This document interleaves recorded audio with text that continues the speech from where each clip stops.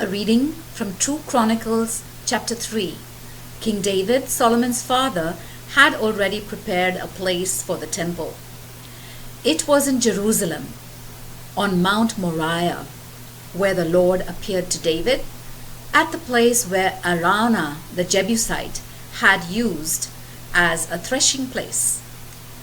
King Solomon began the construction in the 2nd month of the 4th year that he was king. The temple which King Solomon built was 90 feet long and 30 feet wide. The entrance room was the full width of the temple, 30 feet, and was 180 feet high. The inside of the room was overlaid with pure gold. The main room was paneled with cedar and overlaid with fine gold, in which were worked designs of palm trees and chain patterns. The king decorated the temple with beautiful precious stones and with gold imported from the land of Parvaim. He used the gold to overlay the temple walls, the rafters, the entryways, and the doors. On the walls, the workers carved designs of winged creatures. The inner room, called the Most Holy Place, was 30 feet long and 30 feet wide, which was the full width of the temple. 25 tons of gold were used to cover the walls of the Most Holy Place. 20 ounces of gold were used for making nails, and the walls of the upper rooms were also covered with gold.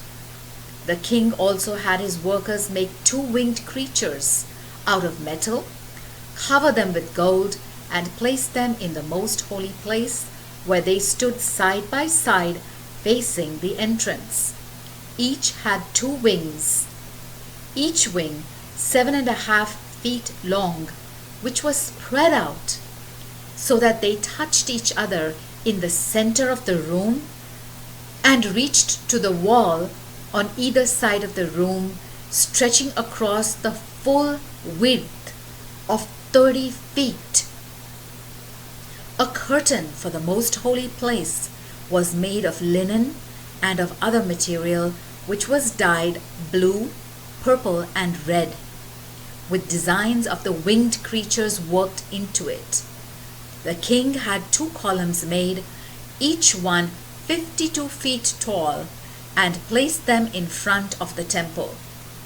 Each one had a capital 7.5 feet tall. The tops of the columns were decorated with a design of interwoven chains and 100 bronze pomegranates. The columns were set at the sides of the temple entrance. The one on the south side was named Jachin, and the one on the north side was named Boaz. The word of the Lord. A reading from 2 Chronicles chapter 4. King Solomon had a bronze altar made, which was 30 feet square and 15 feet high. He also made a round tank of bronze, 7.5 feet deep, 15 feet in diameter, and 45 feet in circumference. All around the outer edge of the rim of the tank were 2 rows of decorations, one above the other. The decorations were in the shape of bowls, which had been cast all in one piece with the rest of the tank. The tank rested on the backs of 12 bronze bowls that faced outward, 3 facing in each direction. The sides of the tank were 3 inches thick. Its rim was like the rim of a cup, curving outward like the petals of a flower. The tank held about 15,000 gallons. They also made 10 basins, 5 to be placed on the south side of the temple and 5 on the north side. They were to be used to rinse the parts of the animals that were burned as sacrifices. The water in the large tank was for the priests to use for washing. They made 10 gold lampstands according to the usual pattern and 10 tables, and placed them in the main room of the temple, 5 lampstands and 5 tables on each side. They also made 100 gold bowls. They made an inner courtyard for the priests and also an outer courtyard. The doors in the gates between the courtyard were covered with bronze. The tank was placed near the southeast corner of the temple. Huram also made pots, shovels, and bowls.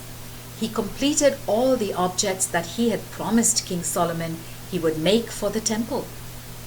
The 2 columns, the 2 bowl-shaped capitals on top of the columns, the design of interwoven chains on each capital, the 400 bronze pomegranates arranged in 2 rows around the design of each capital, the 10 carts, the 10 basins, the tank, the 12 bulls supporting the tank, the pots, shovels, and forks.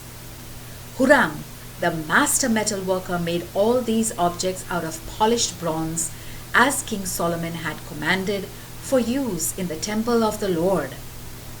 The king had them all made in the foundry between Succoth and Zeredah in the Jordan Valley. So many objects were made that no one determined the total weight of the bronze used.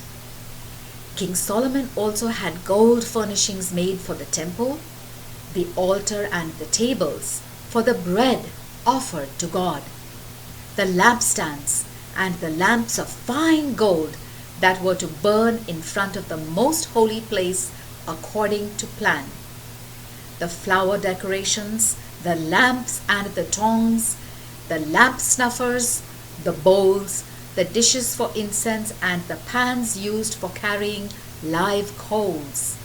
All these objects were made of pure gold.